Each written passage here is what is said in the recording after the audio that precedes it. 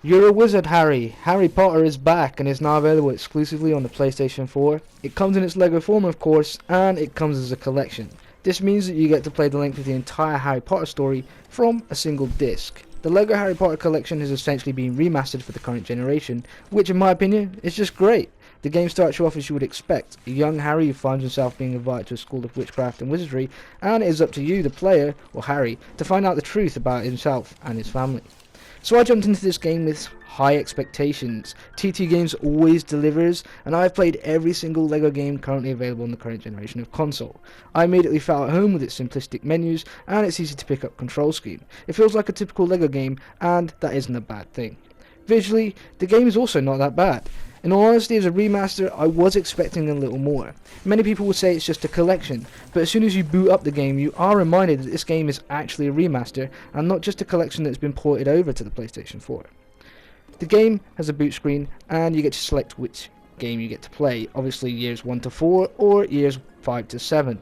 The first game in particular looks kind of rough, and visually many areas throughout the various chapters in the first game seem bland. The game has clearly had an overhaul, but not as one might expect. Lighting has been improved and certain textures have had the resolution bumped, but nothing else really seems to have been improved upon. As a result, characters don't blend well with the scenery, and it just feels like everything is a little disconnected. Shapes and colours, while bold and vibrant, seem oversaturated, and the improved lighting only highlights the game's rough visuals. The cutscenes also look rather basic. Sound-wise, the game is good, and voices are missing with both games though, as these were brought to life when LEGO characters only grunted and made noises while offering some great facial expressions. This isn't a huge issue, as the story is still portrayed rather well. Some of the spell mechanics are also a little annoying to use, as the game struggles to know exactly where you want to use them. Moving objects can be hit and miss too, and boss fights are also repetitive, as they are all completed with single spellcast and a button press. Simply rinse and repeat. Look beyond all that though, and the first game is an enjoyable experience to be had. It offers a solid LEGO experience with a familiar story that is worth a playthrough even if you have done so before. The second game though immediately offers something much better. It is surprising too that given there is actually only a year's difference between the two original titles, the second one may have had a little more spit and polish, as it looks almost as good as some of TT Games' latest LEGO games. Water effects are done nicely, and the lighting has been improved as with the first. The shadows again are much better in the second game, and characters and environments look great and blend well. The detail is also more apparent, and what looks bland in the first game clearly doesn't in the second. It's as if the first game was barely touched in order to re-release, whereas the second had some serious attention.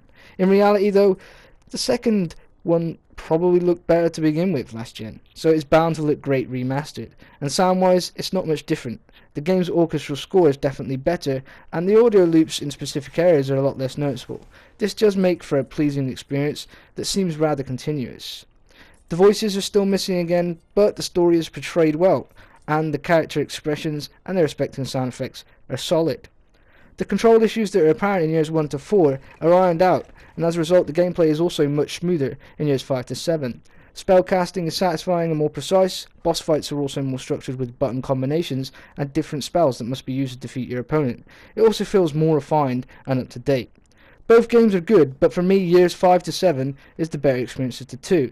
It manages to feel more current and like the latest LEGO games. Visually, Years 5 to 7 is on par with LEGO The Hobbit, which is just awesome. It uses way more detail, which made exploring much more interesting. The hub worlds felt more alive, and in fact I enjoyed exploring after the story was finished, more so in years 5 to 7. This isn't to say that years 1 to 4 are bad, they just feel a little more dated. Overall, I enjoyed the complete package. The second game is definitely better than the first, and while both games offer a slice of the Harry Potter universe, the second game is the one that truly delivers it well. As a remaster, the LEGO Harry Potter collection is a good one, just don't expect too much in your first few years at Hogwarts. This game gets a 7 out of 10. Cheers.